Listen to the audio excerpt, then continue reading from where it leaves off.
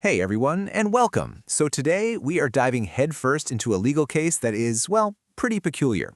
It's all about a shipment of canned hams. I know, it sounds a little silly, but trust me, this story unpacks a huge idea about how our courts work and where their power begins and, more importantly, where it ends. Let's get right into it.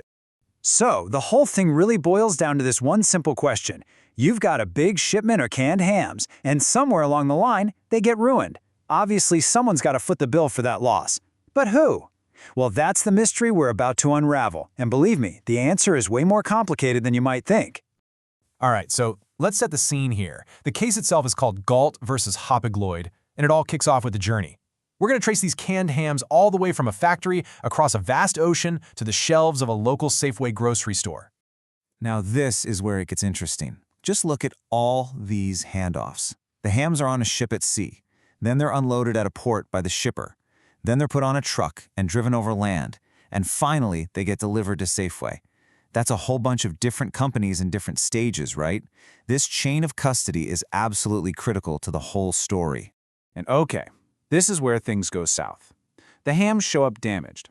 An insurance company does its thing, pays out the ocean shipper for the loss. But they're thinking, wait a minute, this doesn't feel like the shipper's fault. So they point the finger at the very last link in that chain, Safeway. And they decide, we're going to sue Safeway to get our money back.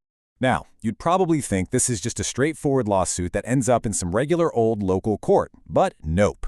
The insurance company had a very specific strategy. They chose to fight this battle in a really unique place, a special court that deals only with the laws of the sea. And that special court is called an admiralty court. You can pretty much think of it as the go-to court for anything and everything that happens on the water. It's got its own deep history and, crucially, its own set of rules. A court's power is called its jurisdiction, its official authority to even hear a case. And the admiralty court's jurisdiction is all about maritime stuff. And the insurer wanted to use one of its special rules to gain an advantage. So the big question for the insurer is, how in the world do you drag Safeway, a grocery store that operates on land, into a lawsuit that's happening in a sea court?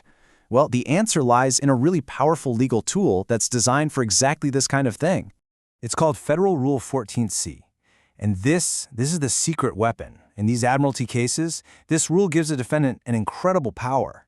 It basically lets them say, hey, it wasn't my fault, it was that guy over there, and then physically pull that new person right into the lawsuit, forcing them to answer the original complaint.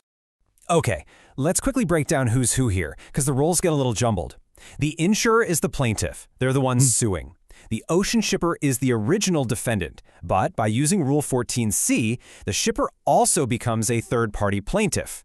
And who do they name as the third-party defendant? You guessed it, Safeway. They are literally pointing the blame right down the supply chain. And this right here is the real kicker, the absolute genius of this move. This isn't just about passing the blame. The rule allows the ocean shipper to demand that Safeway pay the insurer directly. It's a legal shortcut to make the new guy totally responsible for the original problem, cutting the middleman right out of the picture. Pretty slick, right? So, this seems like a slam dunk, doesn't it? A powerful rule, a clear target. What could go wrong? Well, this is where our whole story takes a massive plot twist. The court looked at the journey of those canned hams and saw something that just blew the insurer's entire case apart. And here it is, the knockout punch from the judge's decision. The court ruled that its power, its admiralty jurisdiction, could not reach Safeway. And the reason why? Because the custody of the hams was, and I quote, broken. That one word, broken, it changed everything. So what on earth does a broken chain of custody even mean? Well, the court basically said this wasn't one single continuous trip. It was two completely separate legal events. First, you have the Maritime claim. That covers everything that happened on the sea and at the port. That, for sure, belongs in Admiralty Court. But the second those hams were handed off to a truck to be driven on land, a brand new, totally separate land-based claim started. And that part of the trip was outside the Sea Court's power. Its authority basically ended right at the water's edge. So what's the big deal? Why are we even talking about a nearly 30-year-old case about spoiled ham? Because it teaches us this incredibly important lesson about power and limits. It's all about choosing the right battlefield for your fight, and understanding that every single battlefield has its own borders. So here's what it all boils down to. A court's power is not infinite. This case perfectly shows that jurisdiction isn't just about a place on a map. It's about the kind of activity that happened. The journey of those hams involved two totally different activities, one on the sea, one on the land. And that created a legal break between them, and that break meant everything. It's proof that a special court's unique powers have boundaries that you just can't cross, no matter how clever your legal strategy might be. And that really brings us to a final thought to chew on. Just think for a second about the stuff you buy every day. Your phone, your coffee, your shoes.